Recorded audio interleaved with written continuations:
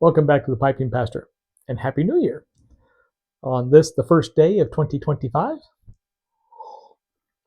a rare midweek video for myself, but I've been seeing a lot of videos where people are talking about New Year's resolutions and goal setting, and I thought, you know what, it might be an idea for me to throw my 2 cents in on this whole situation about the New Year and goals.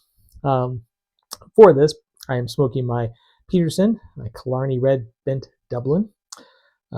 Fans of the show will recognize this as the very first pipe I ever owned. This was a gift from my sister a little over 10 years ago. I mentioned to her in a conversation, I think I want to start smoking a pipe. And 2 weeks later, this came in the mail. I know many of you have problems with Peterson pipes with the gurgle. And I saw a video several years ago by one of the top execs in the Peterson company, an elderly Irish gent who was doing a video on how to pack and load a pipe.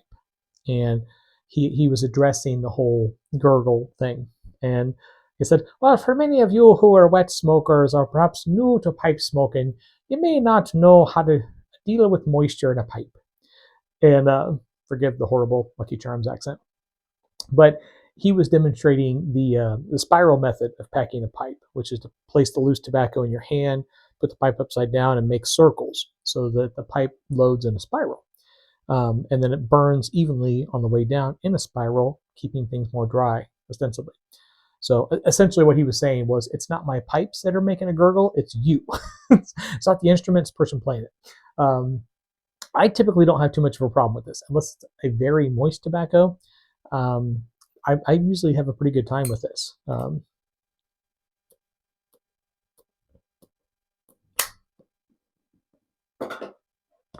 For this video, speaking of moist tobaccos, I'm smoking some Fusilier's Ration, which is great tobacco. It's a bit moist. It could have done with some drying time, but it's an English blend by Russellet, and it's Latakia and Black Cavendish, Virginias, and I'm missing something.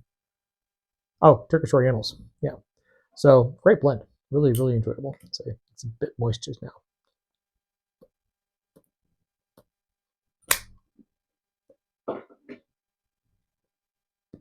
In any case, as I said, I've been seeing a lot of videos recently about New Year's resolutions. Whether they're good, whether they're bad, what they are, so on and so forth, how to make them.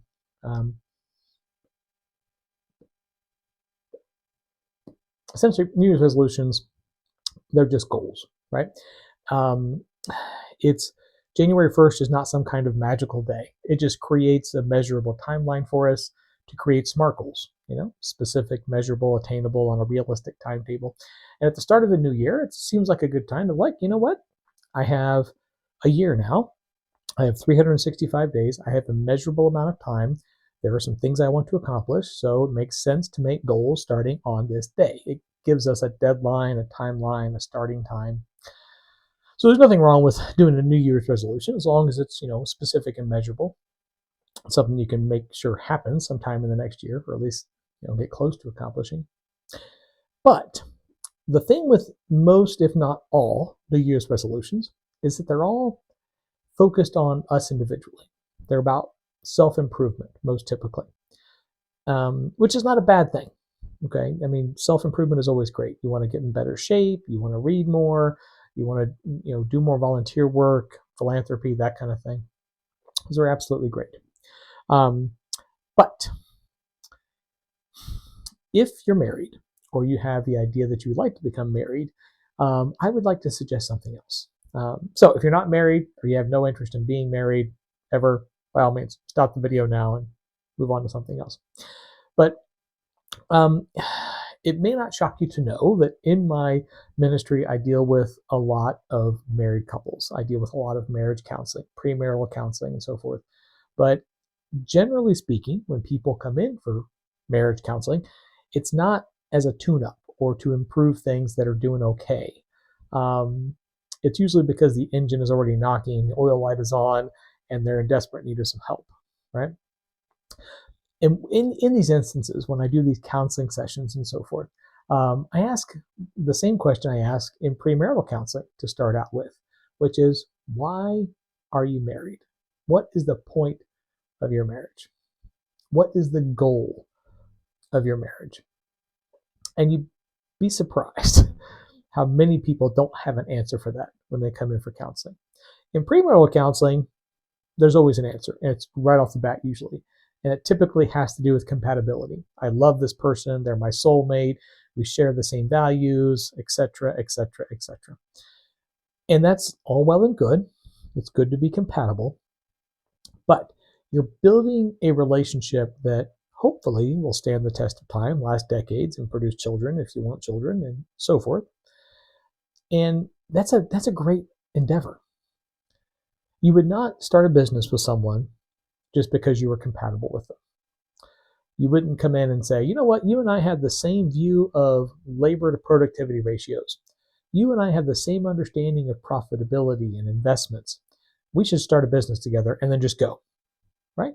You would set goals out. What kind of business do you want to start? Do you want to have a chain of restaurants, or do you want to start a manufacturing facility?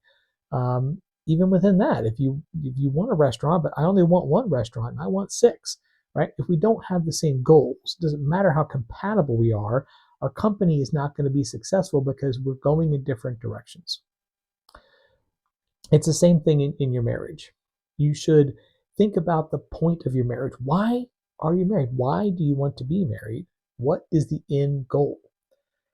And again, if it's just something rather vague, like, well, we want to grow old together, we want to sit on a porch in our rocking chairs in our later years and watch the sunset off the veranda in our retirement house in Georgia, whatever. That's great. You can do that with your best friend, right? You can sit on a porch with your best friend when you're 80 and rock and smoke a pipe and watch the sunset, right? So when it comes to your marriage, what is the end goal? What is the point? What is the focus?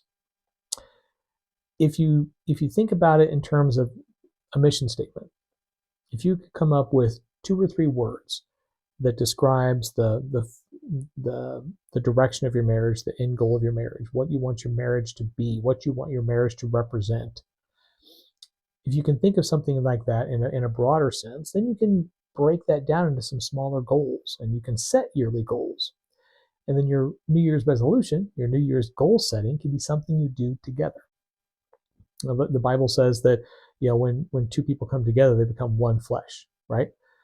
That doesn't mean you just meld into each other and everything goes globby together. You're 2 still distinct individual people, but it means you have the same goals and you have the same direction. You want to do the same things. You want to accomplish something together, not fulfilling the same roles for each one of you, right? Because one's going to have strengths in one area, one's going to have strengths in another. But if you have a goal, if you have a purpose for your marriage, then you can properly apply your strengths and your partner's strengths to accomplish those goals. It gives you something to work on toward together, and something that you can be together on. So when you're thinking about New Year's resolutions for this year, or goal setting for this year, however you want to phrase it, by all means, look at the personal improvement stuff. Sure, it never hurts to work on yourself, right? But sit down with your spouse or your prospective spouse and say, what do you want to get out of our marriage? What do you think the goal of our marriage should be? I think it should be this. You think it should be this. Where can we come together? What's going to be the point? What's going to be the end result of our marriage? What's the goal? What's the mission statement of our marriage? 25 years from now, where do we want to be? And then how are we going to get there? You'll watch your partner light up at this conversation. I'm not kidding you. I've seen it happen dozens of times. Because you're telling them, I'm investing in you. I'm investing in us. I care about you. I care about us. And I want to take practical steps towards that. See, the challenge with a lot of marriages, we get busy doing things. We have kids, we have work, we have our church life or our volunteer work or whatever, and we get, okay, this day we got to get this done, we got to get this done. You may have some goals about retirement incomes and things like that, but when it comes to your own personal goals together as a married couple, apart from just good retirement, then you're not really there. You're thinking about all the things to do. And then as you get in the later stages of your marriage, the kids get older, they start moving out, it's just you and your spouse, and you start to look at each other like, wait, why are we married? What's the purpose of this? And that's where I see a lot of marriages run into trouble, because it's at that point where they're like, whoa, wait, what is the mission statement of our marriage? What is the point of it? Why did we get married? And if you don't have an answer for it, sadly, a lot of people think, well, we probably shouldn't be married because there's no point. And that's why our divorce rates here are through the roof, right? So think about it in terms of where you want your marriage to go. Invest in your partner. Think about the things that you can accomplish this year together as a married couple, for your marriage, in your marriage, through your marriage, for the mission statement of your marriage. Sit down, have that conversation. What's our mission statement? What are the 3 words that describe where we want our marriage to be? And then how do we break that down into smaller goals this year?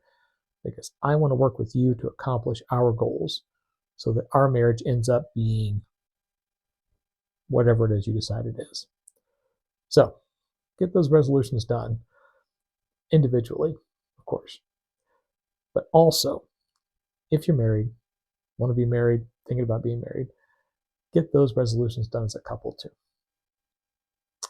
Well, I'm going to relight my tobacco that I should have dried out some more, and enjoy the rest of this pipe. I hope you have a great week. We'll get back to the sermon series in the weekend. So until then, as always, happy reading.